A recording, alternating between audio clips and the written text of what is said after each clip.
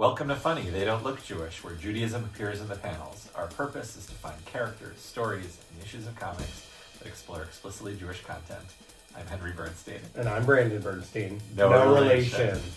Hi, Henry. Hi, hello. Good to see you. Welcome back. Here we are. We're here again. We're rolling. 2026 is the year of our podcast returning. It's amazing. And do I remember correctly? Is the last time we talked about Batman? Yeah, we talked about Batman last time. Actually, Wow. I was home in California and I got to have lunch with my childhood rabbi who still lives in the area. Became a mentor of mine and a friend. And he was saying, he's like, oh, I loved your Batman episode. And it was just so fun. Like, oh, wow, you listened. That's so sweet. We did Batman and we were actually not traveling too far away from Creatures of the Night, I guess. Yeah, I guess. I mean, the truest Dark Knight. Yeah, exactly. You were telling me, Henry, that like this has been a week of you coming back into and celebrating one of the best movies of 2025. You've been diving back deep into Sinners lately, right? Yeah, I just showed Sinners to my wife, and I should say we're talking about vampires today. Yeah, absolutely. Yeah, and I was kind of having a vampy weekend. You know, you and I are both big Buffy fans. Absolutely. Yeah. Did you watch Buffy in real time? Oh yeah, I was right from the premiere of Buffy the Vampire Slayer. Same. I was on there. I was onto it. It's actually funny. My mom wanted nothing to do with the show because she was terrified at the thought of vampires. And I forget, at some point in season 2 or something, she like sat down and watched one, and then she became just as obsessed. Like, we're literally, during the pandemic when I was living at home, part of the way that my mom and I passed the time was we would just watch all of Buffy again. You rewatched We rewatched all of Buffy and all of Angel and just like made our way through. Yeah. Oh, all of Angel too. Fantastic. Yeah, Sarah Michelle Gellar is exactly 4 years older than me. Okay. And on the show, they were always a year ahead of me in high school. Yeah. And then I think either about a year ahead or the same age, because I'm pretty sure that my freshman year of college was the same year that it was season 5 where Buffy, spoiler alert, came back from the dead. And like, is that the year she went to college, or was that season 4 she starts college? So they were a year ahead of me, right? Yeah. Right, because season 4 then she tries to work at the chicken place and that doesn't work out, right? Anyway, so I always felt like very connected to those characters because they're like literally absolutely same age, and R.I.P. Nicholas Brendan. That was a tough one. But I've always had a fascination with vampires, and you and I have spoken famously on and off this podcast about how you love horror movies, and they are just not for me. Yeah. But for whatever reason, I like vampires. I think like there's something it's really the lore compelling about them. Absolutely. It feels like a comic book or Greek mythology. Like I like every version of it. I like the Dracula, Van Helsing thing. I like the vampires who are their own thing. I mean, I like it all. What's your relationship to vampires besides Buffy? Oh man, I think Buffy was obviously a big intro. I mean, I grew up. Part of the reason I love horror is that my mom was a big fan of the Universal Monsters horror movies. So you saw Bela Lugosi. So I would see Bela Lugosi and Boris Karloff. Actually, I think my entry point was Abbott and Costello meets Frankenstein, which is like classic. So funny, such a funny comedy. So there was a lot of Dracula in that, right? I grew up a fan of the Wolfman. I was always a fan of werewolves, but I feel like the older I've gotten, the more I've been like, although a werewolf is so cool in terms of aesthetic and I like the idea of he loses control and he's this cool looking wolf. When you get down to the stories, it's like vampires have better movies, vampires have better stories. There's just something you can do with that vampire idea of like they're sexy, they're grotesque, they're also tragic, but also right? like funny. Yeah, there's something just really cool that you can do with vampires. And one thing that I've really learned from a podcast that I think sadly it stopped airing, but I was really enjoying, Wayward Children, which is a podcast all about Jewish monsters and magic and that element of things. They talked about the fact that Judaism's always been pretty bad at taxonomy, meaning like we're not really good at saying like this is distinct from that. Meaning in like Jewish tradition, there's a lot of monsters that like, oh, that kind of sounds like a vampire. That kind of sounds like a werewolf. That kind of sounds like a witch. They're all kind of the same thing. Like, there's not really distinction. The Talmud doesn't like the rabbis in the Talmud don't like that stuff. Right. They're not. They're like, this is evil. Don't. Right. I mean, vampires. I mean, I remember as a kid watching like the Dracula the series, and it was like on, it was one of those syndicated shows on Saturday afternoon, and it was these young kids were like the grandchildren of the Van Helsings. And Dracula was living up he was a rich guy living in the neighborhood, and I remember the theme song started Dracula.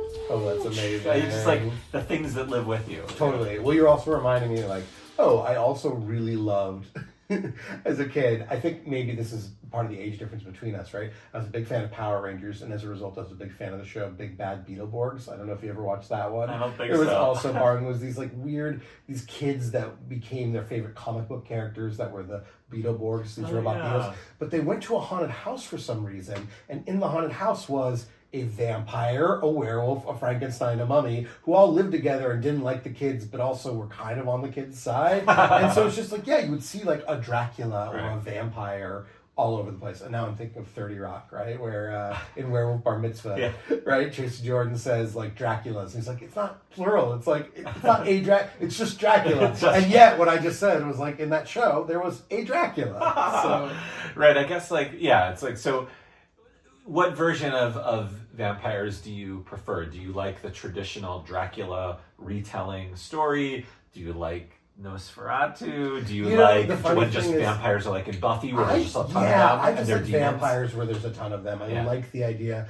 I read a few years ago for the first time Salem's Lot, which is a famous Stephen King novel about vampires in, it stands for Jerusalem actually, weirdly enough, but Salem's Lot, and that was such a good, creepy vampire story. So read that because what I think I like about vampires when it's done in that way is it has everything you would want from a scary zombie movie where it's like, you can become part of them, but it's not as animalistic, right? There's something malicious and like what happens when your friend not only becomes one of the enemy, but then is like taunting you or trying to be like, it's better this way, right? Like there's something really powerful about that I don't know, it works for me. I remember that's why one of the Sinners is so good, because without saying too much, I know it's been a year, but like it's still folks should go see this movie. Absolutely, they should see Sinners. There's a lot of that. It's like I love the question of like, is this person still human, or are they just a demon, or is it like a hybrid? Right, exactly. Is there some element of themselves that has been heightened, right, in a certain way? Well, I think I don't know if we're going to get into all those things that we love about vampires today, but we're talking about Jewish characters in vampire comics. Yeah. Because vampire comics are a thing. Could you tell me about vampire comics? Sure. So Marvel Comics, at least, right? Because I can't speak really to DC. But perhaps unsurprisingly, Marvel was always trying to create more and more characters. And so characters that are part of the public domain are the best friends of a comic book character or a comic book publisher, because you could just bring people in. So there could be, a random issue of something where Frankenstein literally shows up and fights your superheroes because he's a known character that you don't have to worry about coming up with a backstory for, and you can just use them freely. And so sure enough, Dracula entered the public domain and became a featured character within Marvel Comics, so much so that Dracula eventually had his own comic book series in the 70s called Tomb of Dracula, in which he was the protagonist, but clearly the villain. The comic followed him, and there was a series of vampire hunters that went after him. So you may be familiar with characters like Elsa Bloodstone. Of course, as you were saying, there's the Van Helsing family. So they would appear descendants of the Van Helsing. Blade pops up there sometimes. Of course. You end up getting all sorts of different characters that would pop up, and they would be fighting Dracula or serving Dracula or whatever it might be, but basically it's Marvel's way of being able to do a bit of horror. Now, I didn't do my full brushing up on everything, but I was just thinking, Marvel's always wanted to do vampires, but as you may be familiar, there's the Comics Code Authority would often prevent things. So starting in the 50s, really, there's this very famous case in which a guy who wrote a book called Seduction of the Youth, Seduction of the Innocent, basically made an argument that Friedrich Worth. vampire? That sounds right, yep. Yeah. Made the argument that comic books are corrupting the young, and therefore a Comics Code Authority needed to be able to approve each issue and say that there was not something that would be seductive or corrupting to their influence. And so there's a lot of things. It's sort of similar to the Hays Code on movies, and the fact the Hays Code was this thing that said that every movie, like the bad guy had to lose and had to get their comeuppance, and so good guys had to win, and that actually lasted through like the late 60s, 70s. Really? Yeah, so, it's part of the reason that like the new Hollywood was so bold was because they could finally do like dark things that the Hays Code never would have let them. Wow. So the Comics Code Authority would prevent things. So for example, in the X-Men, right, which is my favorite, there's a character named Sauron.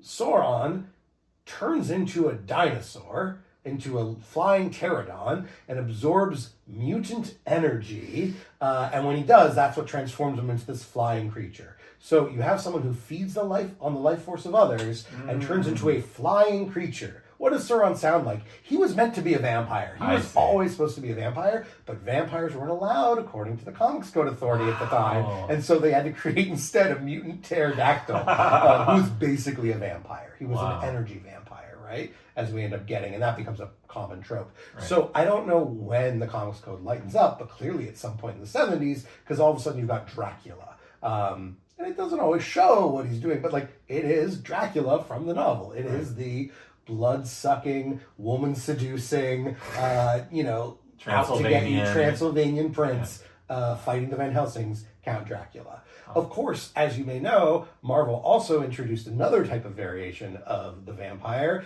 in Spider-Man comics, where Stan Lee and Jack Kirby created a character by the name of Michael Morbius. And Michael Morbius, of the infamous Sony Morbius movie that I've still not seen, but everyone tells me it's atrocious. So I just know that people love to say it's morbid time to make fun of it. But Morbius, I think, via a scientific experiment, becomes a quote-unquote living vampire. Meaning he's a human being. He doesn't get bit by some supernatural creature that turns him into a vampire. He becomes he gets the symptoms of a vampire from science. Yes. Okay. Right. I don't believe he ever died. He's living, but he does need the blood of others to be able to survive. Okay.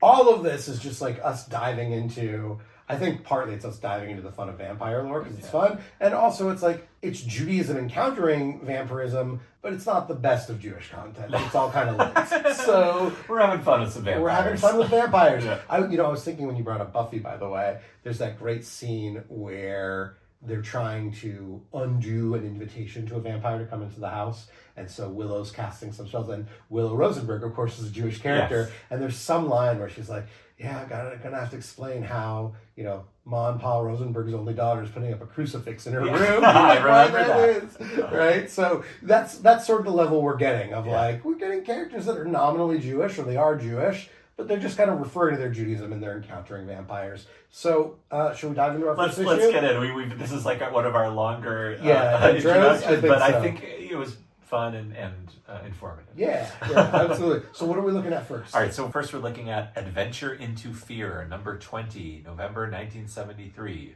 Morbius, the Living Vampire. Written by Mike Friedrich, penciled by Paul Gulacy, inked by Jack Abel, colored by George Roussos, lettered by Tom Orzechowski, and edited by Roy Thomas. All right, so first things I guess I want to say, just like Adventure into Fear. I don't know too much about this series. I didn't even look up as much as I could have, but basically I believe this is just sort of an anthology series of Marvel that's like journey into the mystery. Exactly. More horror. Yes, it's different. Here's every now and then there's a different horror themed story, and I'm sure once certain characters became a hit, it's like, oh, let's get another of more, right? Like I believe Adventure into Fear after this one, like the next, 5, 6, 10 issues are all Morbius based. Oh, so okay. It ends up following him, but I think this one, if I remember correctly, kicks it off. Did he ever get his own series with Morbius? His name on it? I'm sure probably at some point, but I don't think he was ever. Well, I only know of him as a Spider-Man villain. It's kind of like how I still to this day kind of bristle at Venom as a anti-hero vigilante, because just in my own comic book origin story like that, I see Venom as a Spidey villain. Right. It's weird when these guys are like sort of protagonists or the stars. I don't know. Yeah, well, I mean, I think with Morbius, there's just a tragedy to him, right? And one thing that Marvel used to be really good at, like, I really miss this aspect of 70s. What a shot used to be good at. You'll hear what I'm about to say. Right? One thing that Marvel used to be really good at was tight continuity. Partly they're just publishing too many titles now. But they used to be really good that, like, literally the next time a character appeared, it was right after their last appearance. They had to explain what happened to them in between. Like, everything really mattered. Which kind of happens here. Right. Yeah. Exactly. That's why I'm introducing it. Like, just another fun tangent. But one of my favorite examples of this happens in the 80s with Walter Simonson's Thor run, where there is this epic Thor storyline involving basically the frost giants coming to Earth, and there's snow everywhere. And every Marvel comic that came out that month had just people being like, isn't it weird there's so much snow? They didn't tell you what was going on. And there'd just be a little editor's note that was like, you want to know why? Read Thor. Wow. Right? And it was just like this light touch where you knew all these comics are coming out at the same time. I just recently read the original West Coast Avengers miniseries. It's a miniseries of the West Coast Avengers, but because it came out, there's reference in that series to LA just had this snowstorm, isn't it so weird? Read Thor to find out why. Right? Like, that's how committed they were. So I miss when Marvel was like, tight continuity as opposed to Wolverine is in 30 different books this month. Yeah, right? And DC was never like that. It was like when like Cataclysm happened in Gotham City, it wasn't like, you know, in the Daily Planet wasn't covering it in Superman comics, right. Like, which they should have. Like,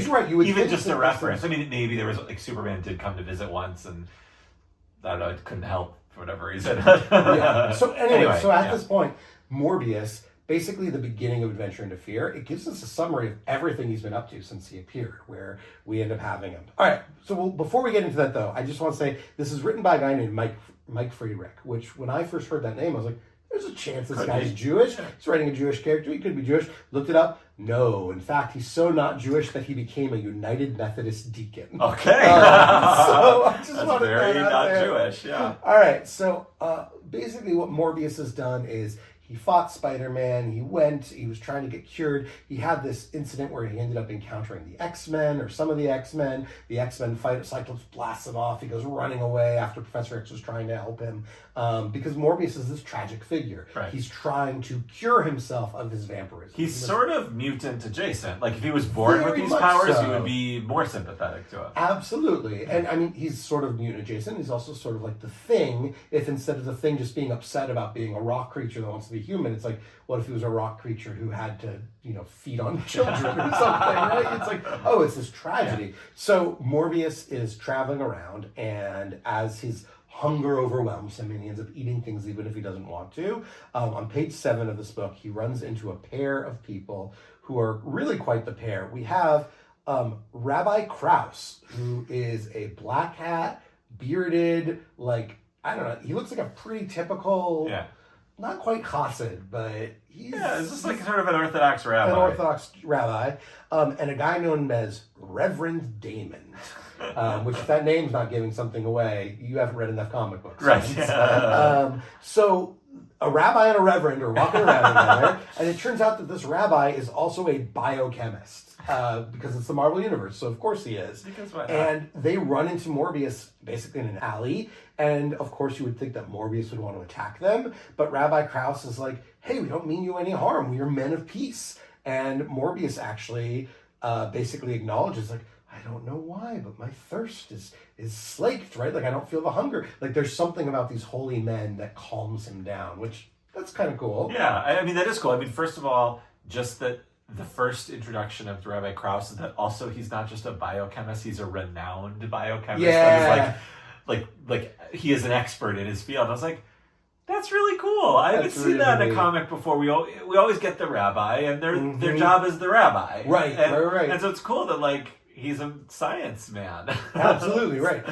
Yeah, it kind of reminds me of, like, if someone were to go to YU, right? A lot of Orthodox Jews go to YU and get ordained as rabbis, but then don't work as rabbis. They have other jobs. Right. So he sort of does this thing. Yeah, and so on page 8, this renowned biochemist is like, all right, if this is a science problem, I'm going to try to work on a cure. And so he and the Reverend are working on a cure for Morbius. And Rabbi Krauss has a comment at one point where he says, in the old days, you and I may have believed him possessed, but he acknowledges that now we have science. So I just like that sort of like, oh yeah, this is like a post-Haskalah guy, right? Like, obviously he's got that degree, like, he recognizes, like, we live in a world of science and rationality now, not superstition. He's not like, it's a debug! Right, yeah, exactly. Right, yeah, it's interesting. I mean, by the way, one just, like, artistic note, I like the way he takes off his hat. The rabbi takes off his hat as he's changing sort of into his scrubs. Yes. There should be a big velvet kippah on his head under there. Is there not, though? Like, look at that panel in the middle towards the I think that's just the bluing of coloring. Okay. Yeah. Yeah, he should have a kippah underneath. That's fair enough. You know, he still would keep his head covering if he's doing some serious vampire science. That's fair enough. On page 9, unfortunately, despite all their work, it's not enough to cure him fast enough. Morbius breaks free and he attacks. And he's about to attack them both when suddenly Reverend Damon casts a spell on Morbius. And Rabbi Krauss is so shocked that he responds, by the beard of Isaiah! What's happened here? That's so good. It's so weird. So I tried to figure out, like, why would that be? I searched just for the sake of it. And, like, there are 3 or 4 times that there's references to beards in the book of Isaiah. It's mostly comes up as like a prophecy of punishment where it's like, you will have to shave your beard, right? Things like that. But every now and then there's a reference to a beard. So I guess if I thought of the prophets, I guess I imagine Isaiah is bearded, but it felt really strange to me. So 2 things. First of all, super strange, but I'm kind of obsessed with the phrase "by the beard of Isaiah." Like it's like you. I think in comics we've seen someone say "by the beard of Zeus," or maybe Will Ferrell says it in Anchorman or something. Like it's like a thing. But so first of all, I love that phrase. But I was remembering, do we haven't we had other things in past episodes and issues where we've seen a phrase like "by the something of something," and we'd be like, "That's an amazing. We should remember that." And we did. I feel like when I hear this phrase, I can imagine Ramban from the Hayot, right, saying that, right? Like, just something shocking him, and he's like, by, I think he did. By the ineffable name, by the beard of Isaiah. I think he did say, like, by the staff of Moses or something. I know he's using it. The other thing that I looked into, Brandon, was that not only are those references to beards in Isaiah about torture and whatever, pain and being... But those are some of those verses, like 56 specifically.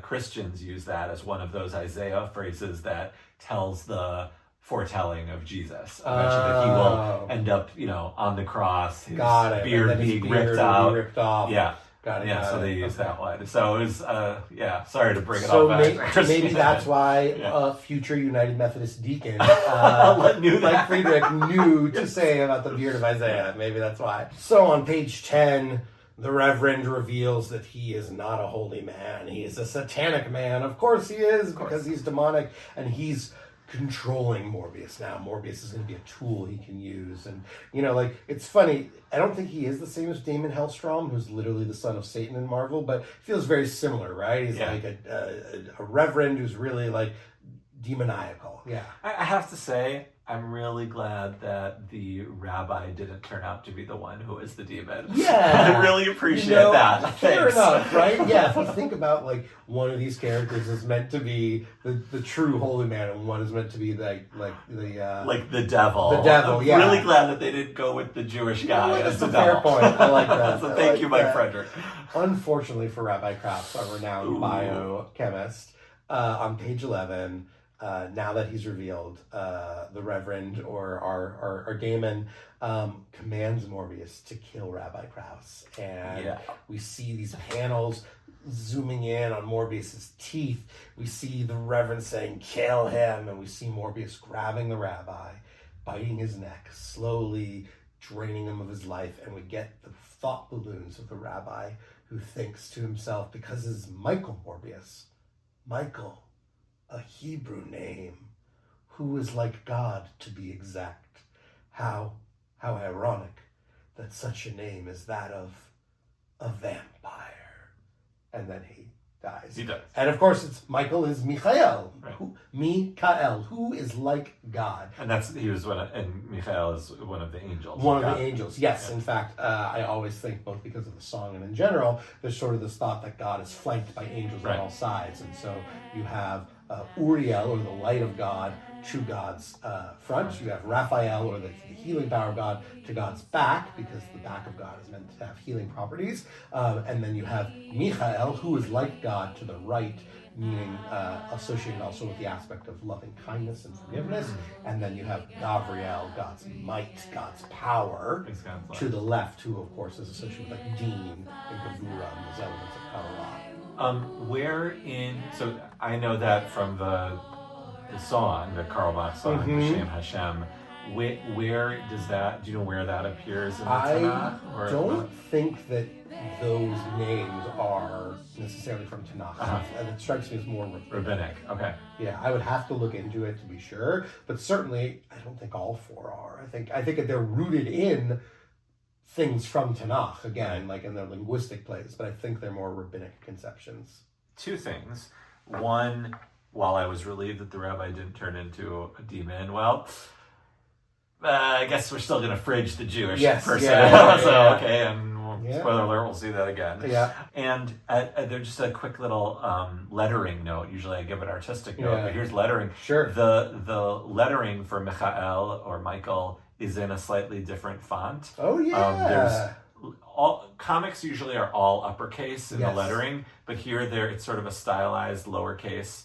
And I wondered if in his mind, if we're supposed to, maybe not we're supposed to, but maybe you and I could read that as in his mind, he's saying Michael, I think a Hebrew name.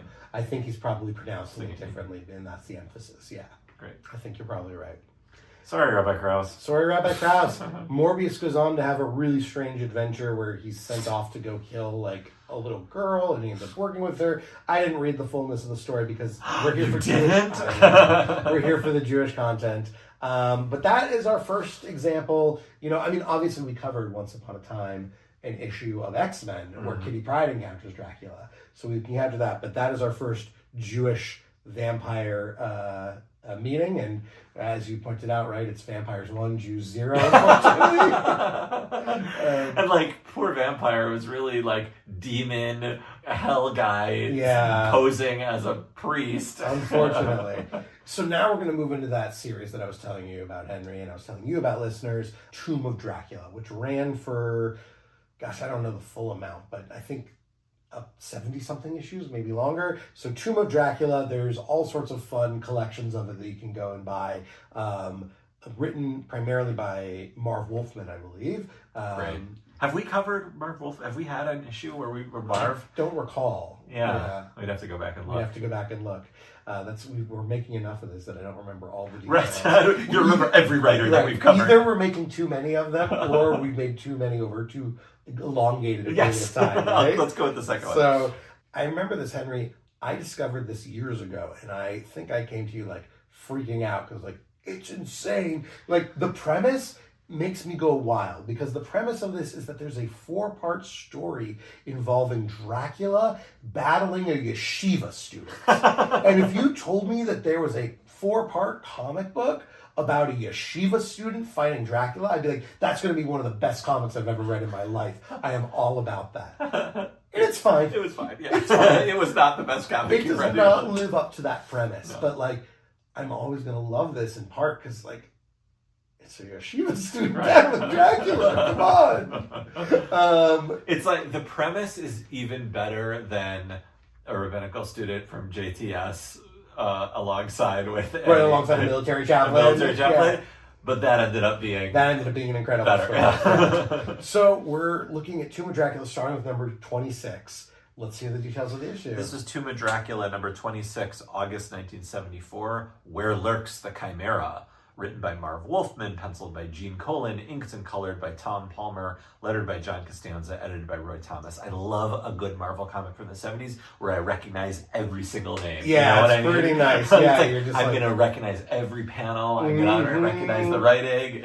Right. Well, but it's also, how wild is it that it's like every one of these, you're just like, famous writer Marvel, famous penciler Gene Colan, Roy Thomas, of course I know that guy. Right? Like, you know all these people, and yet it's in this sort of tangential series, because before this, have you ever read Tomb of Dracula? Never. Right? Like, it's kind of amazing to see all of these famous names, historic names, like people who helped build the medium, and you're just like, oh yeah, and they're doing this Tomb of Dracula issue. Cool. It's kind of like when we saw, those famous names doing those war comics and Western comics, like it's great. So we open up right on the first page, and we kind of come in on basically what looks to be a pawn shop, and we go down, and we have an opening quote, which the text lets us know is from Proverbs 17:8.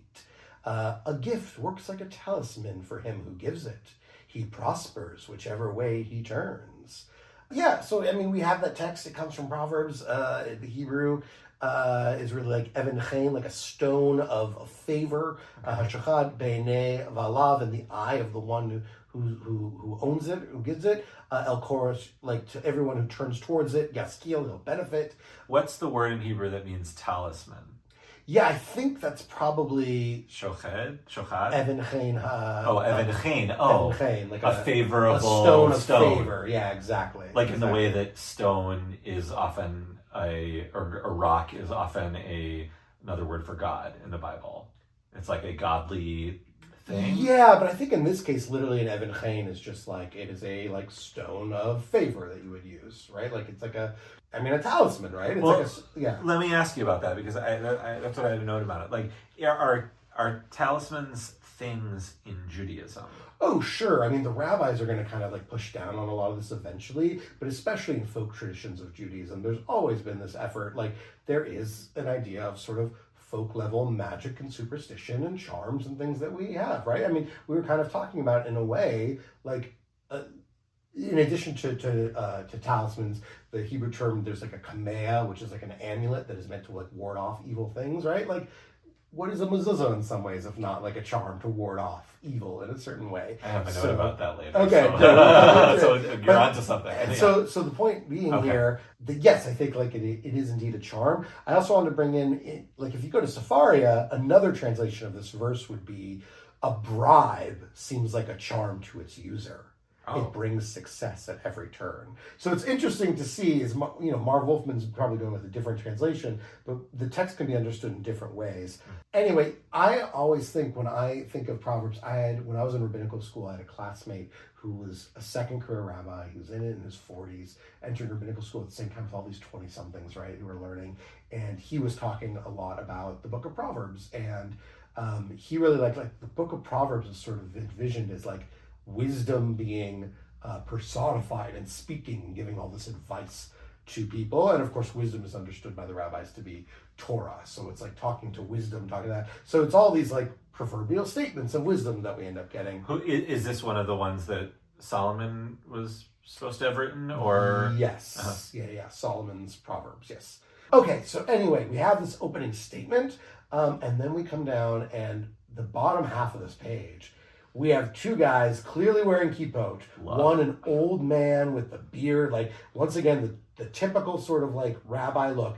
I think he's wearing a tallis. Like, it's tough because of the shadows, but they're wearing talitot even though it's nighttime. It's a little strange. How many times are we gonna? Eventually, you and I are just gonna have to let it go that people don't know what to wear and what to pray at the right time. Absolutely. I don't. One day we'll let it go. One day. So we're gonna find out that this is Joshua Eshkol is the old man, and his son David Eshkol. And there they are, and it honestly, it also makes me think again of Ragman, because Ragman's father owned a pawn shop also. Right. So Joshua is holding the statue that looks kind of like a lion, and he lets us know that the statue is the Chimera, which was created more than 30,000 years ago. Go ahead, Aaron. I can't. So you and I were talking about Greek mythology offline before. Yeah. I can't with this already. Like, the Chimera is Greek mythology. Yes. It is a creature that is like part lion, part goat, part snake. It breathes fire. Is nothing remotely Jewish about it. Well, clearly this is a rabbi who believes in Hellenization. And where were you on Hanukkah? Yeah, exactly. I agree. It's like, it's so strange. Here's what's strange about it. It's strange that he's looking at a Greek, clear, like it's not even, sometimes there'll be writers and they will like use something that kind of sounds like Hebrew, and they'll mention something from the occult, and like, oh, this is Jewish, and you're like, that's annoying, but I get it. At least it's Hebraic. And here it's just like, here's a completely Greek concept that for some reason the rabbi is into. Also, right, again, maybe he's a modern rabbi, and therefore he doesn't believe fully in every single word of the Torah being true, but he looks pretty Orthodox to me. So more than 30,000 years ago. He's wearing a tallis at night, for God's sake. Wouldn't this be a guy who believes that the Earth is only 5,734 years old at the time of this comic book? He's in the year 5734. What do you mean 30,000 years ago? That's not his understanding. His understanding is the world has only existed for a little less than 6,000 years. I mean, I just, like, it's sort of like Marv was like, I love the Chimera from Greek mythology, and I want to do this thing, and so I'll just smush them together. I guess, I mean, it just was like annoying. Like, I like the concept of the Chimera. Yeah. If I need to be in the Greek mythology zone to like Sure. focus on Greek mythology, I can merge Judaism and vampires, but once you bring me all three, it's just might be too much. I think like if you bring in these Jewish characters to a story that already involves the Chimera, and they're like, what do you mean? There's this truth to it. I could probably buy that. It's the fact that we, the readers, learn about the Chimera through the rabbi. Like, that's the part I'm having trouble with. I could deal with a story that had vampires, a rabbi, and the Chimera, and brought them all together and forced them to interact with each other. The rabbi bringing in the Chimera is the part that's like, what? How? Couldn't he have just been holding a little clay doll and said, "This is my golem" or something? Or, like, I mean, the story is going to reveal that the Chimera statue's in 3 different parts. Just let him have the lion head. Yeah. And let him mistakenly believe that it is the head of the Lion of Judah. Right. And has no idea that it's part of a Chimera. Shout out to my son Judah. Yeah, it's great. Shout out Judah. Who, as you said, loves Greek mythology. That's true. So That's true. I should show him this. I love this comic. Anyway. Wait, I gotta say something about these guys and their threads. So I was beating up on them for wearing taluses at night, but they are wearing some fly kind of, I don't know, it looks very 90s, but they're like day glow almost. Yeah, pink kippah. Yeah. Joshua is wearing pink kippah with a teal tallis and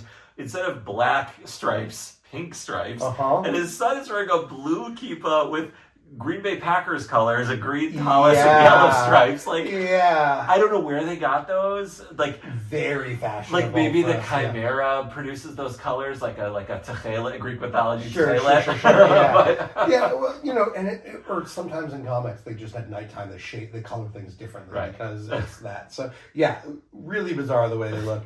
So David turns to his father and, you know, is basically saying like, Dad, didn't you teach me that treasures wickedly come by give no benefit, which is also from Proverbs 10:2. These guys really like quoting Proverbs. The only Jewish text they will ever quote for this entire story is the book of Proverbs. It's all they do. Like, they're obsessed with Proverbs. They're obsessed with Proverbs for some reason. Marv Wolfman clearly, like, he was on a Proverbs kick for whatever reason. And it kind of... He was like your rabbinical school classmate. Yeah, I'm not going to lie. It kind of gets to this point where, like, I know that I should be a good close reader of text and I should read it to see the understanding.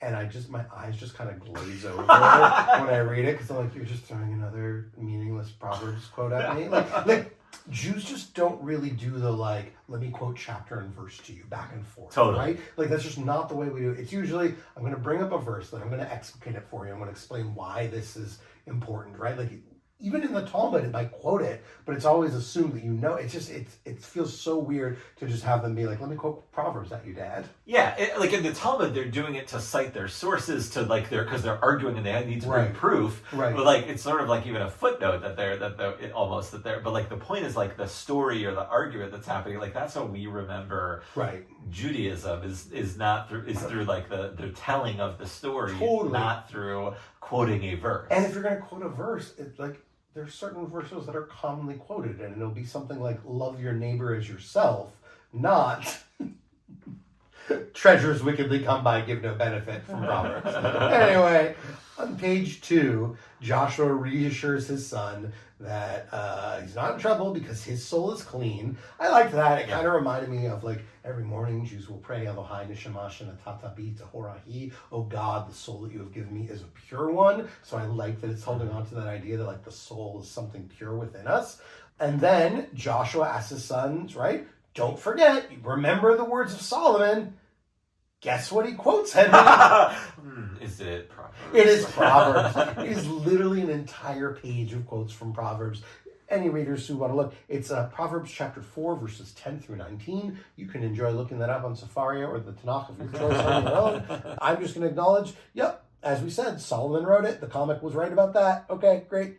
On page 3, we get a break from our quotes. A break from Proverbs. From Proverbs, only the briefest of breaks, though. As a shadowy crew starts to break into the shop, they throw in like some sort of like fog or smog or gas. Like a smoke pellet like or a something. Smoke pellet, yeah. And they kill Joshua, unfortunately, to steal the Chimera. And of course, actually, at the bottom of the page, we get an editor's caption quoting, you guessed it, Proverbs 17:23. It's not even just that these guys, it's like the omniscient voice is Yes. even quoting Proverbs. Proverbs is the only book that exists. Under the cover of the cloak, a venal man takes the gift to pervert the course of justice. Okay. Fine. That's great. Can I just say, getting a little tired already of Jewish characters getting fridged. Yeah. In the first scene. Right, just getting killed immediately. Yeah, well, I think the father certainly Is there anything in fridged. Proverbs about that, by the way? I'm going to go dive in now and see. Just see the proverbial statement. Proverbial. When your girlfriend is fridged. Yeah. Okay. On page 8, we go forward a little bit more. Poor David is with the London police, and Dracula happens to stop by the pawn shop. That's a sentence right there. I know. So Dracula is going by, because Dracula, of course, is looking for the Chimera. It's this item of great power. And the narrator lets us know that David is just one thread woven into a tapestry going back thousands of years, quote, to Abraham, to Solomon, to Moses. I like that a lot. Why couldn't his dad say that, though? Sure, yeah. I like it as narration, though. It's like nice. a nice way of featuring, like, oh, he's like part of this thing. And the sort of implication of the text is that, like, he's part of this thread. He goes back so long, he's never once strayed, until he ends up seeing this beautiful blonde woman who pops up at the bottom of the page, who on page 9 introduces herself as Sheila Whittier from the museum, which is apparently a local London museum. And this character, Sheila, she appeared earlier in Doom of Dracula. She is a woman who's been hypnotized by Dracula and is sometimes his lover. Seems like Dracula wants her to be his lover, but she's working for Dracula because she's in his thrall. Is she currently in a state of hypnosis, or is it one of these things where like she's like a sleeper agent, like he can turn it on when it feels more like somewhere in between, where it's like she's influenced by him, so she's like helping him out and working for him. I don't think she's like zombified master in that mode, but it's like she's doing what he wants, but like I think he can like take further control of her if he wants to. So Dracula's so cool. right. The hypnosis power school, the commanding people school. So David and Sheila start talking over coffee on page 9, as I said, and David reveals that he was away at Yeshiva school. Yes, Yeshiva school. Yeah. How every yeshiva I'm aware of is referred to. Yeah. Well, there's a grade school, high school, and Yeshiva school. Which actually, I am curious. Do you think when he says Yeshiva school, do we think that he's at a Yeshiva high school, or do we think David is saying that he's at a place like YU? Like, how old do we think David is? I mean, I interpreted his character in being on like a romantic date as he's in like a YU. Okay. But that had not occurred to me, dude. The is he in a yeshiva high school? Right, then it would make sense to say yeshiva school. Yeah, exactly. Like maybe he's a senior. Yes. At right. Ida Crown or something like he's that. Right, he's like an 18-year-old, he's getting ready. Yeah. Yes. Right, and he was away at yeshiva school, so maybe that's YU more. I don't know. Like, I could see it being either way. He's clearly coded young, right? Like if he's an adult, young and innocent. He's at right. He's in yeshiva and he's like early 20s at oldest, but possibly like a high school student, as we said, right? Okay. So they're having coffee. We go forward to page 15, where now David takes Sheila with him to meet his mother's midwife, who just casually, by the way, is a witch. As one is. This woman, he's like, oh, I can go to this woman. She can tell us what's up with the Chimera. She knows things. She's my mother's midwife. When he meets the woman, he mentions his father, and she's aware that he's dead, and says, like, God rest his soul. I'd love it if instead it had been a love of shalom, zichrono livracha, but God rest his soul, fine. You pointed something out to me really interesting about this page, though, Henry, which is, what is she wearing? She's wearing a yellow star around her neck. Like a necklace that's a yellow star, it's hard to see a yellow star on something and not think of one thing. Yeah, absolutely.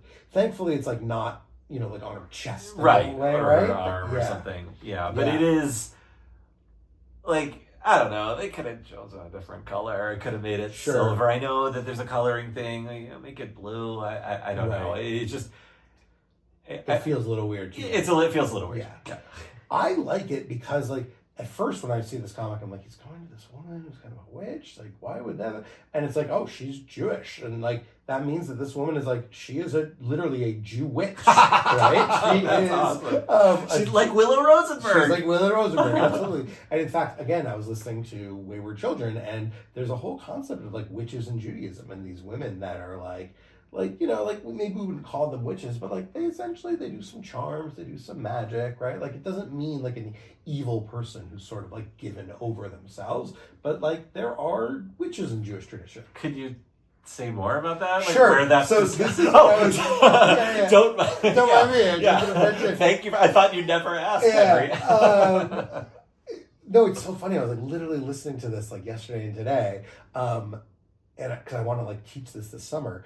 Apparently, there is a sugya, and I think it's in Avodah Zarah, where there's a reference to a king who hung 80 women in one day. And it's why would he hang 80 women in one day? And the explanation seems to be in capital cases, you don't try more than one capital case at a time. Something really awful must have happened. A Jewish king? A Jewish king, yeah. Okay. And the Rashi commentary of it basically insinuates that these women were witches. And there was this whole adventure where there were 80 witches. And so this king got 80 rabbis, 80 Torah scholars, to use them to trick the witches to be able to catch them and hang them all. And you end up having that. Whoa. So there's that, right? There's also just the fact, I want to acknowledge this and I'll say it. In general, in the Talmud, let me back up actually.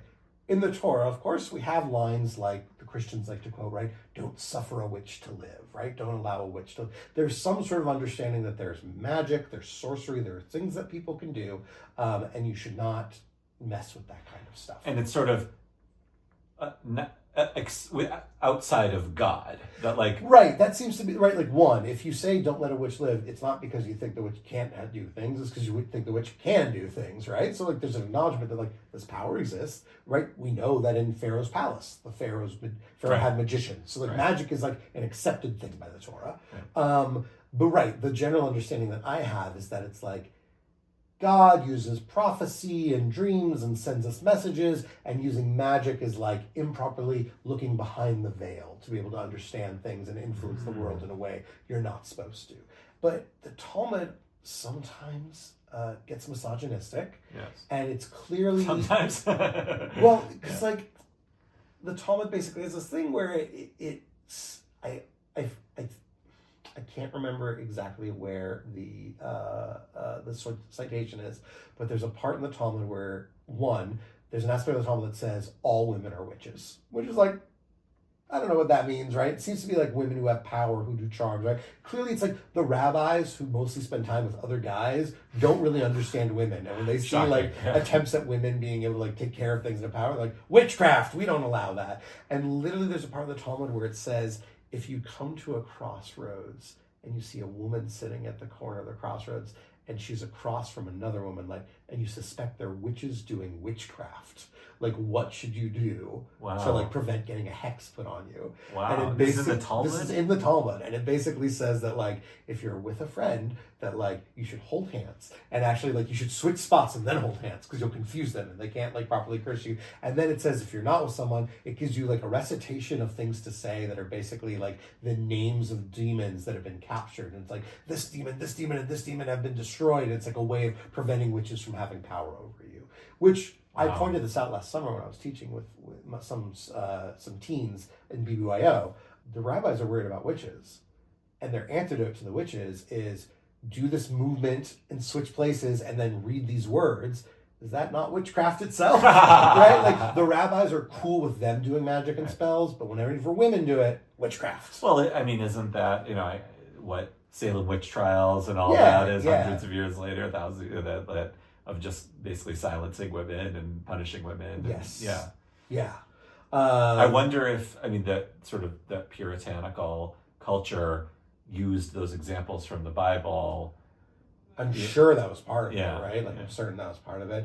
The they probably weren't reading the Talmud. But... Right. But so again, in this episode of Wayward Children, it got into, I'm blanking on her name, but there's a really interesting interview with a woman who reads this like Yiddish story, and there was a Yiddish story about Mima Taiva, something like that. It's like this aunt that comes to live, and it's this woman who, the implication seems to be she's a witch, but she's basically just like kind of an outcast. She like lives on her own. She doesn't like going to simchas. She likes going to funerals. She likes hanging out in the graveyard. She like does spells to heal people, things like that. Like Judaism does not always view the witch as like an evil or a bad, right? Like I think Christianity ends up viewing the witches as like they're the brides of Satan and they're evil and they cackle, right? Yeah. There's all that kind of stuff. The Robert Eggers movie, The Witch, right? It's like they end up like marrying Satan, that kind of thing.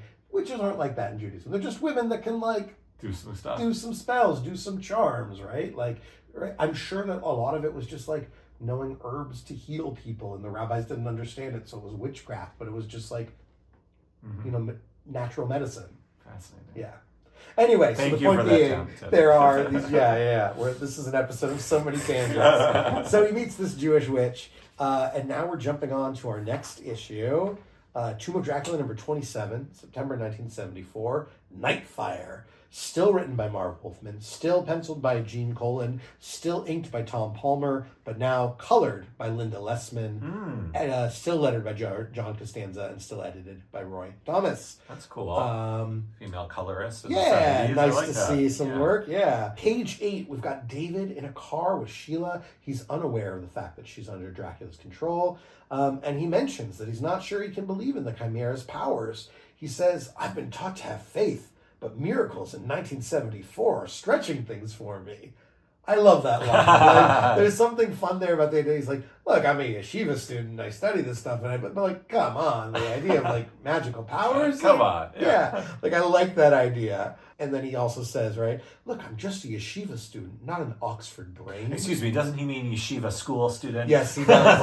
Yeah. No, but I'm just a yeshiva student, not an Oxford brain. So maybe he is in college then, if he's comparing himself to Oxford, right? Yeah. I believe in God and his wonders, but should I believe in a statue? How can a piece of carved stone have the powers of God? Is it real, or is it just some golden calf? That's Jewish. Yeah, this is probably the best Jewish content of this story. Yeah. Like grappling with the idea of a talisman being okay and not just a graven image or an idol. Like that's probably, like, if he was taught by his father, that's probably one of the core things he was taught as a Jewish, that Shema Yisrael, right? Like there's one God. Right. You don't pray to idols and you don't use idolatry. So, right. Like, so I'd like to see him grappling with when that. he's arguing with his father in the first issue and he's saying, like, quoting Proverbs to him, like, he really should have just been like, Dad, this is an idol. What are you doing with this? Why are you bothering with this? Yeah, love that. On page 9, David finally meets Dracula, but Dracula's a little undercover. He just goes by Vlad. Love that. Based on that he's based on Vlad the Impaler from history, right? So that's cool. Vlad That's a nice Dracula. reference. Yeah. I love the idea that David is like, he's sharper than he lets on, because he recognizes Dracula, right? Remember when I said last issue that Dracula came by as David was outside now? He's like, didn't I see you around for my father's death? Now Vlad is pretending to also work for a museum, the same one that Sheila works for, and he's like, oh yeah, your father had been in contact with the museum, and he claims that there's nothing special about him. He's exactly what David sees. To which David now quotes Kohelet. Finally something different. And he says, my father taught me that the eye is not satisfied with seeing. Which I guess he's meaning to say, like, I'm not just going to believe that you are what you are. But, like, the Hebrew is like, lo tisba ayin lirot. Like, the eye is never satisfied from seeing. I think the original context of Kohelet is really saying, like, the eye's like always wants to drink up another sunset, always wants to see more. The eye will never get tired. I want to see more. I want to see more. It's like a warning of the sort of endless hunger of the eye to see, not a like, I know not to just be content just with the surface level of what I see. Like, okay, I guess maybe he's making a midrashic point here. On page 14, finally Dracula reveals himself to Eshkol, and you get this amazing picture of Dracula with like not only the cape, but the collar. The collar, yeah. The collar is like spiked and pointy and so and Dracula red. looking and red. And you have this man very clearly wearing a kippah facing him off. It's like, it's cool. That is the image that lets you know Dracula versus Yeshiva student. Yeah. And Dracula, do you want to read for Dracula, Henry? Sure. Does my very existence repulse you? Does the thought of one who mocks the god you worship sicken you? You have spoken of evil. I am evil incarnate, the king of terrors, personified, and more. I am your deliverer of death. And then David sort of responds to Dracula and says, "You're the one who's mad. There aren't any vampires. This isn't medieval Europe. This is London, 20th century England." I do like this idea that he's basically like, we don't live in a time, it's like folklore and like this Narish thing. It's modernity. We don't believe now. it's modernity now. And I like it also that he says it's not medieval Europe because in Sefer HaChasidim, which is this book that collects teachings from 12th and 13th century in Germany, that's what mentions a lot of these like folklore creepy things. And like there are texts there about, we've spoken about them in the past, estries, which are a specific type of Jewish vampire. It's women specifically that'll like come. There are quotes in Sefer HaChasidim from that. That is medieval Europe, believing in this kind of thing, right? So I like that he's saying like, we're not in medieval Europe. I don't believe in vampires. Where also they famously weren't so nice to Jews. Yeah, medieval right. Europe. Absolutely. Well, got kicked out of medieval England several times. Yes. Well, and so now on page 15, Dracula's about to bite David. David reaches almost in desperation for a Star of David, and the narration, the caption lets us know that it is, quote, the presence of his God symbol. I guess it's a weird way to call it. Marv, I love you, but I'm sorry, a Star of David is not a God symbol. If anything, it's the very thing that in the book of Judges and Kings and Samuel that God is arguing with the people about, that it's a symbol of war and military and kingship, and it's actually not a God. It's a people symbol. Yeah, although it's interesting, I'm realizing like when I worked at Northwestern, every year at the end of the year there was this multi-faith celebration that people would go to, and they would always sort of drop these flags, one for each faith. And of course there was sort of the cross for Christianity, and there was the crescent moon for Islam, and there were symbols for Buddhism and for Sikhism, and it was always a Star of David for Judaism, because that is usually the symbol that gets used. So I guess I can kind of understand why people would think that it's a God symbol. Well, that's what because it comes up in those. Yeah, I guess that's what I'm pushing back at, is the calling it a God symbol. Totally, yeah. No, I agree with you, and I'm saying I understand why someone would mistakenly think that, and I'm glad we're calling it out. Yeah. So, page 16, though, Dracula is freaked out by it. I guess we're not too surprised, because we saw this also with Kitty Pryde. But Dracula backs away as he says, "The Jewish Star of David, keep it away from me, Eshkol." "Then you fear it. I've seen movies where vampires ran from crucifixes. I've read that they have the power to frighten the undead away. But I didn't think the Jewish Star would work. I didn't know." That's good stuff. I mean, I do like that the lore we've seen in other places, like you mentioned, like Kitty Pryde, where the Star of David has the like repulsing powers like a cross does. We saw it in like a movie, maybe with where I was mentioning a movie that I love called Love at First Bite. Love at First Bite, yeah. And there's a funny scene where the Star of David repels. He tries to, but in that movie it doesn't work. Oh, it doesn't work. Okay, yeah. It's great. It's like the character is talking to Dracula, and he's like, "What do you say to this?" And he pulls out the Star of David, and Dracula goes, I would say find yourself a nice Jewish girl. I think I like that even more than it actually working. Yeah, it's very funny. It's just a six-pointed star. Yeah. I really like that. And I was thinking, you mentioned a mezuzah earlier, and I had this thought that would be a cool thing if, you know how vampires can't enter a house unless they're invited? Yeah. And that's kind of a core vampire thing. Now, I had never heard of that thing until, like, where it's sunk in until Buffy, because it happens so many times when Angel, comes in and Buffy invites him in for the first time.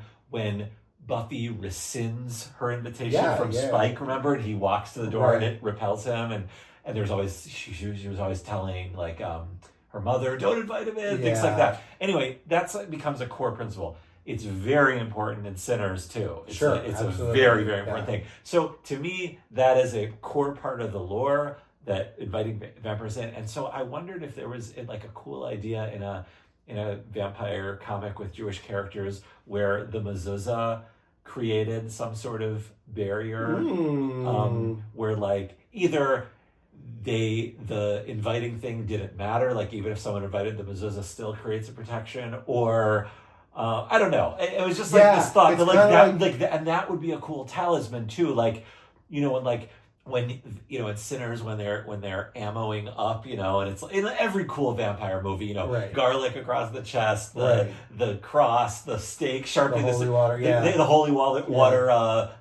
Bombs, you know, like everything. It would be cool if, like, they grabbed the mezuzah off the door and, like, you know, had that at the ready. Yeah. I mean, there is a belief that, like, because the mezuzah has the text of the Shema on it, and the Shema has some level of protective power, right? And it's written on an actual Torah scroll, or written on parchment, right? Yeah. In a similar fashion. Yeah, absolutely. Like, I like the idea. I think with vampires, one of the things that comes up with that invitation is, okay, I know they need an invitation to come into my house, right?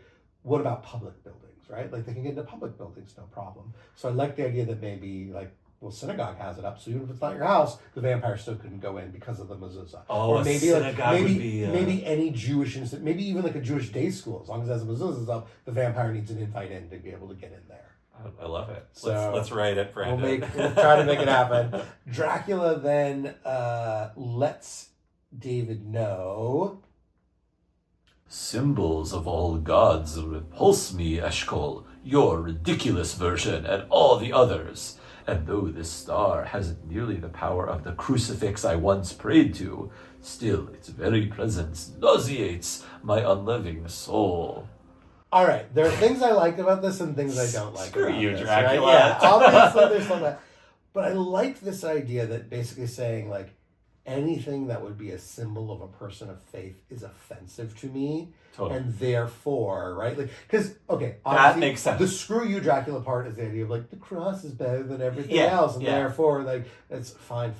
But, like, otherwise, I also don't like the idea that, like, only the cross works and no other symbol of faith. So I like the idea that, like, a Muslim symbol of faith would work. A Sikh symbol of faith would work. Right? Like, any symbol of the concept of God, Dracula's like an enemy of that. And therefore, it's like, I'm repulsed by it. I think that's really cool. I like that explanation for why Kitty's star works later in the X-Men, right? I love that. I mean, that makes sense to me because I'm always bothered. Yeah.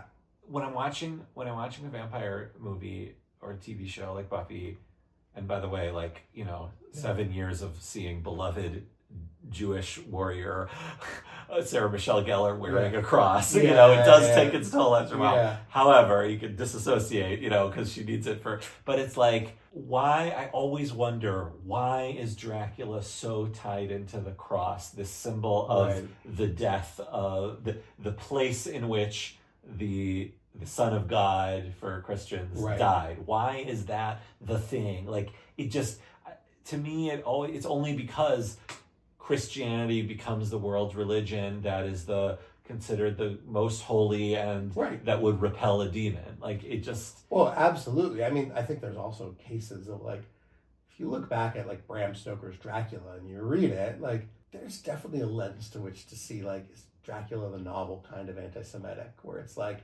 think about it, like, there's these guys in London and they're really nervous about these, like, somehow wealthy but worldly traveling Eastern European people that come, that they associate with the rats, that they associate with money, that are opposed to and thrown off by the presence of the cross, which it's like, yeah, of course Jews wouldn't want the cross to be right. Like, there is a way in which, like, certain tropes of vampirism are anti-Semitic tropes, right? So there's absolutely that. I was going to say one other thing. Oh, there's this really cool concept. I can't remember for the life of me where it is, but there's this idea that not only do all items of faith work on vampires, but that you have to have the faith. Meaning, if a Jew held up a cross, that would be useless because a Jew doesn't believe in the cross. A Jew would have to hold up a Star of David. But I like that. I love that concept also. Right, it's like if Wolverine held up a cross, it would mean nothing because he doesn't have faith, right? Like they have that. But one thing that I love is there was one, I don't remember where it was, but there's some pop culture property where a capitalist holds up money to hold back the vampire because money is the system that they truly believe in, and I love and it that works. idea. Yeah, it works. I think that's such a funny take on it. Oh, you'll have to come back I'll next try to episode and let find us it. know Yeah, what that was, because absolutely. that's hilarious. Yeah. Okay, so they're continuing to debate Dracula and Eshkol as Dracula says, Abandon that religious token, Eshkol. Don't you realize your god is a fool? He's a lunatic who claims he created the world of sin, of evil, of 1,000 varied debaucheries. What sort of god can such a creator of madness be? he created us, Dracula, but he doesn't control our every thought. I do like this, like Dracula's trying to get under David Eshkol's skin by basically being like, evil exists, dude. You really want to believe a god who made evil? It is. I like this theological debate they're having. Absolutely. It's good comic book stuff, like having a whole big discussion with the villain while you're fighting him. Like, why do they? But it's here. It has meaning because it's such a creature of evil versus a man of faith. And it's like Dracula doesn't want to just kill this guy. Right, he has to, Dracula like, wants the defeat of like you're going to acknowledge the intellectual defeat. Right, Yeah. the intellectual defeat of like, yeah, God, you don't believe in God anymore, right? Like he's trying to make him essentially an apostate, right? And I like also that Eshkol brings up something that Judaism really believes in, right? Like how do we solve the problem of evil? God gives us free will. God doesn't control every thought. We get to decide. And Eshkol seems to hold up the star even more proudly. He's gaining confidence as he says, he taught us, showed us the path of good and evil, and hoped this teaching would lead us correctly. Men have traveled both paths, but it has been the man who was evil, not the God who created him, who gave him his free will to make his own mistakes. That's good Torah. Great Torah coming out. Yeah. And then if we flip forward just a bit on page 18, he comes forward so much that he uses the Star of David and burns Dracula on the face with it. So good. Love that. I wish the image was bigger. I wanted to see more, but maybe they couldn't because the Comics Code Authority. I don't know, but I wished it wasn't just a thin panel where you're just seeing a chunk of the face. You know what I mean? Yeah. Well, the issue ends with those gunmen showing up again, and so we go to Tomb of Dracula number 28, October 1974. Madness in the Mind. Written by Marv Wolfman, penciled by Gene Colan, inked by Tom Palmer, colored by Petra Goldberg, lettered by Ray Holloway, and edited by Roy Thomas. So a couple folks that are different in this issue. Yeah, there's been like a a generally consistent team, but a few people in and out. And now on page 6, as Dracula and Sheila and David have all been taken captive by this other force that are also trying to go after the Chimera. We're obviously not following the full plot to all of you listeners. You know how we do. On page 6, David's father Joshua suddenly appears wearing that large pink yarmulke. He's still got his style. That looks awesome. And on page 7, as Joshua's talking to David, David questions him, and Joshua gets mad at him, saying, I didn't teach my son to question me, more or less. I taught you the ways of the ancestors. It's an illusion. They're trying, Dracula and the others are trying to get to him. But in my head, I was like, what do you mean? Like, Judaism's all about questioning. What do you mean I didn't teach you to question me? Like, that was, I was like, I mean, so you have a chimera, it's really strange. Yeah. Joshua then grabs the Star of David off of David and claims, like, all the faith I taught you was a lie, right? Like, he's just, each of the characters are basically having these, like, horrific visions one at a time. Right. And as we see David's, we have that. And on page 9, David is tossed through a door into a pit of sorts where he winds up near, of all things, the burning bush. Like, we have a burning bush in the comic. It looks kind of more like a burning twig, but it's a burning bush. And the bush calls out, The Hasna Inenu call. No, I'm just kidding. What were you going to say? The Hasna Inenu call. And yeah. the bush is not consumed, But it calls out, David Eshkol, I am the God of thy father, the God of Abraham, the God of Isaac, and the God of Jacob. I like that. He's I like Moses here. Right. It's Moses. Right, Yeah. right. And he's calling and saying, like, I am the God of all your ancestors, right? Like, love the teaching, by the way, like the famous Hasidic teaching. Like, why the God of Abraham, the God of Isaac, the God of Jacob, and not the God of Abraham, Isaac, and Jacob? Like, wouldn't it be faster? Why the rabbis love asking these kinds of things? Like, why do you have to say it? I think Rashi asks each that. time, right? Yeah. And one of the Hasidic answers is that each of those three individuals had their own separate relationship with God, of course. And so you have to say it because God is different for all of them. Because eventually God's going to say, who will I tell sent me? When Moses asks that, God will say, Ehiyah Asher Ehiyah, I'll be whoever I'll be. Yeah. I'm different for every one of you. Anyway, the bush claims to have seen David's affliction and then claims there is no God. The bush says, I am Satan, David Eshkol, Satan caressing you in the flaming hands of hell itself. So not so Jewish. Yeah, I was like, when that first panel, I was like, oh, he's creating an illusion, or he's hallucinating that he's Moses, because it's almost verbatim from Book of Exodus. Yeah.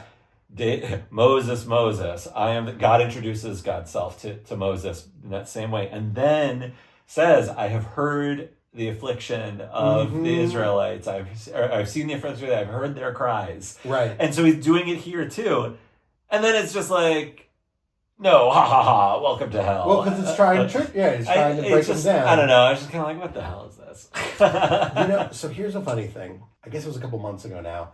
I was teaching at a local synagogue around the Chicagoland area. I was brought in to do some adult learning, and the theme of the adult learning class was Jewish lamas, as in the word lama in Hebrew, wise. So like wise in Judaism. And we can ask questions. Why do we do this? Lamed mem hey question mark. Right, Why? exactly. Lamed mem hey question mark lama. Right. So I think I'm picturing like a llama. I know. I think that's like a cute, fun version of it. So I decided to teach, why don't Jews believe in hell?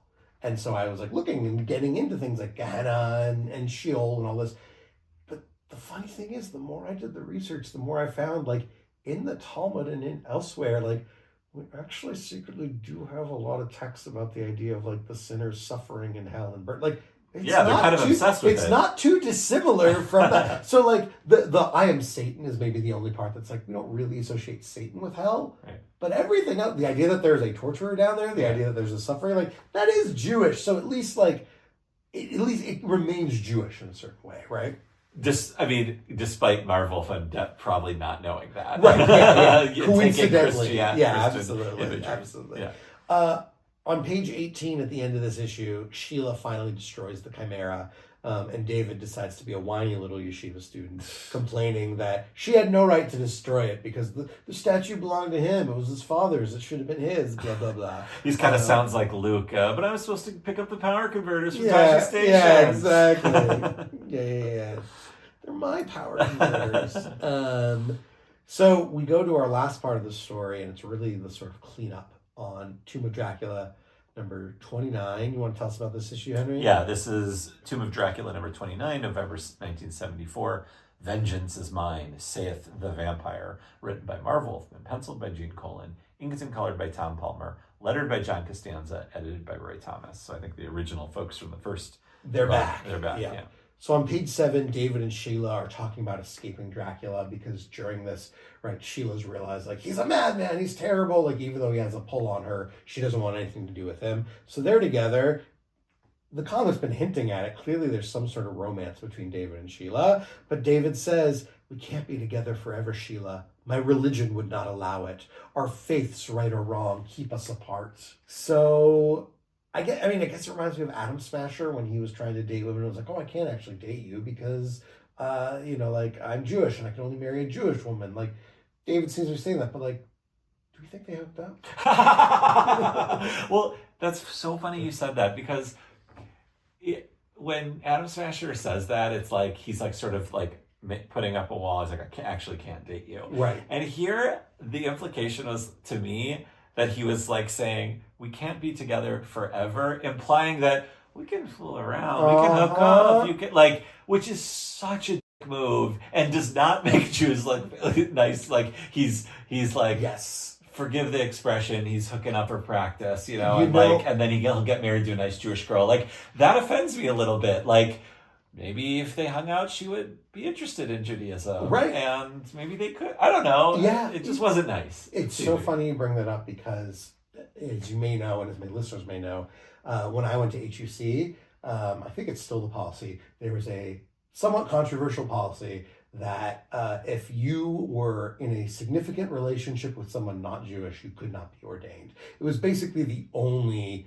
litmus test of being able to be ordained or not, right? It's like there was no other belief you needed to have, nothing else. But like the rules of HUC were if you are in a significant relationship with someone not Jewish, at the time of ordination, we will not ordain you.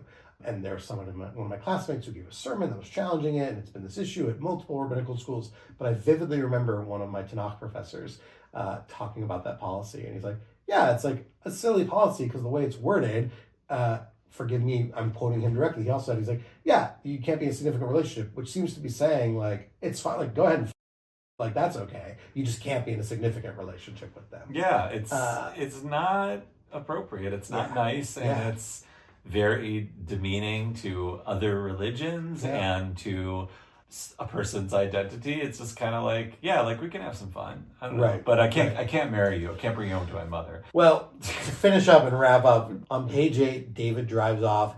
It's unclear if his plan is like so that they can be together or so that it doesn't matter. But David's like, he wants to kill Dracula. And he says, and if God is with me, either my Star of David or this sharpened stake will end his damned unlife forever. I think this is also kind of like, this is what Tomb of Dracula is. Every story arc, there's like some new hunter that's trying to get him, and Dracula always wins, right? Wow. So page 12, David has made it to Dracula's home. He's at the coffin. He attempts to slay Dracula, but Dracula wakes up and fights back. And on page 14, we see David running from Dracula as the caption quotes, what else? Proverbs. The Book of Proverbs. You gotta be kidding me. Returning. And it lets us know that David remembers a lot his father taught him about confronting evil, but ultimately he screams at the end. Right? You remember a lot that his father taught him. The eyes of God are everywhere, observing the evil and the good, David's told. But, tonight he does not have a chance of destroying the wicked. And at last, David screams. And we don't see it, but the implication is... he dies too.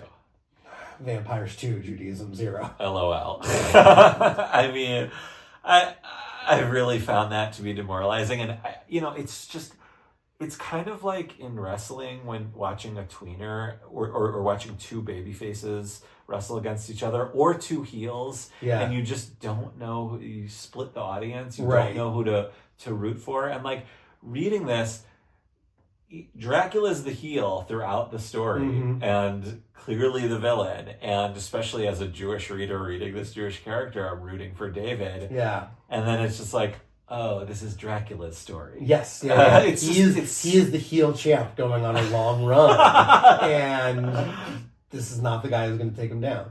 Yeah. I was just sad about that. I was like, maybe, I mean, of course it's his comic. He's not going, like you said, he's not going down, but he's the head of the table. But I mean, it's really funny you bring up wrestling, and I'm going to tell you why. I wanted to let you know, we sadly couldn't cover it, but there's one more Jewish vampire thing from Marvel. I mean, there's more stuff, but there's one other thing that we maybe could have covered. About 10 issues later, there is going to be another character introduced in Tomb of Dracula named Harold H. Harold. And I believe that his middle name, H, stands for Harold. So he's Harold. He's Triple H, exactly. So that's my segue for wrestling into this. But perfect. Triple H, or Harold H. Harold, is introduced as a Woody Allen type Nebuchadnezzar Jew. I was picturing him as like Harold Lloyd when you said it. Yeah. And he is with another female character who's also there. But anyway, is she the Diane Keaton character? Like but Jewish. She's like a Jewish character. Oh, okay. So I think her name's like Aurora Rabinowitz. Okay. Right? So like it's very clear from the last name. So he is this writer, and he ends up getting brought into Tomb of Dracula, and he becomes a regular. As like comic relief, basically. Sort of originally he finds Dracula because he's a writer, he's trying to interview a vampire for a story, he's talking to Dracula, goes in. So he's involved in all these comics. I was going through a bunch of Tomb of Dracula, just trying desperately to find any verification, any clearly in the panels saying that he's Jewish, but it's really just like he uses some Yiddishisms, he has this nebbishy personality, he's implied to be Jewish, and then decades later in 2010, Marvel released like a vampire handbook on which Harold H. Harold is one of the characters you could look up, and it refers to him in the bio there as an agnostic Jew. So that's the only confirmation we have of Judaism. Now, unfortunately, Harold H. Harold also eventually is bitten by Dracula, but he's turned into a vampire. So at least he keeps going. Okay. So we have a Jewish vampire. So we have a Marvel Jewish universe vampire named Harold H. Harold, or Triple H as we'll call it. God, imagine if he came back. Now, let me ask you a few things, Brandon. So I think it's very clear what our thoughts are on this as a whole. How long does the Tomb of Dracula go on for? And do other Marvel characters come into the series? I know Dracula appears in other places, like in that Kitty Pryde issue. There's an Uncanny X-Men annual where he bites Storm. It's one of the first comics I ever owned with the orange cover. Yep. That happens in DC too. Dracula shows up from time to time, but do the Fantastic Four show up here? Does Spider-Man show up? As far as I know, and I'm not 100% sure, right? I believe that the series goes about 70 issues. So 5 years or so, 4 or 5 years. Yeah, something like that. I think Blade is the biggest Marvel character that's going to show up, as far as I know. I don't remember exactly, because again, I haven't read all of it. I've only looked through it, but it's a lot of Marv, Wolfman, and Gene Colan the whole way through, I think. Maybe it shifts at some point, but I don't know of any major. I think he's kind of off in the corner doing his own thing. Marvel horror has always been this sort of in the shadows side thing that happens. Sometimes they'll be in the mainstream comics, but all the Werewolf by Night and Moon Knight started in Werewolf by Night and then came into the mainstream, but all these horror characters are kind of off on their own, doing their own thing. So I do know that there's big storylines where all the different vampire hunters all work together. They're all team, Hannibal King, who you may recognize as a name from a character in also one of the Blade movies, I believe, right? Hannibal King and Elsa Bloodstone, and again one of the Van Helsings and Harold H. Harold. All these people, they're all teaming up and working together. I feel like there's maybe a storyline where Dracula does get killed, or they think he's dead, right? And I'm sure there's a Dracula's daughter storyline and things. And one of the years later, after this comic has ended, Dracula still continues to show up every now and then. Oh, really? Yeah. There's a very infamous, probably around 2010 when that booklet came out that was about vampires. There was a new X-Men comic that came out, and it's a very infamous storyline called Curse of the Mutants, in which it's a war between the mutants and vampires. Whoa. There just ends up being all these vampires attacking. I don't know if you ever heard about the storyline. This is the storyline where Jubilee gets turned into a vampire. Okay, right? yeah.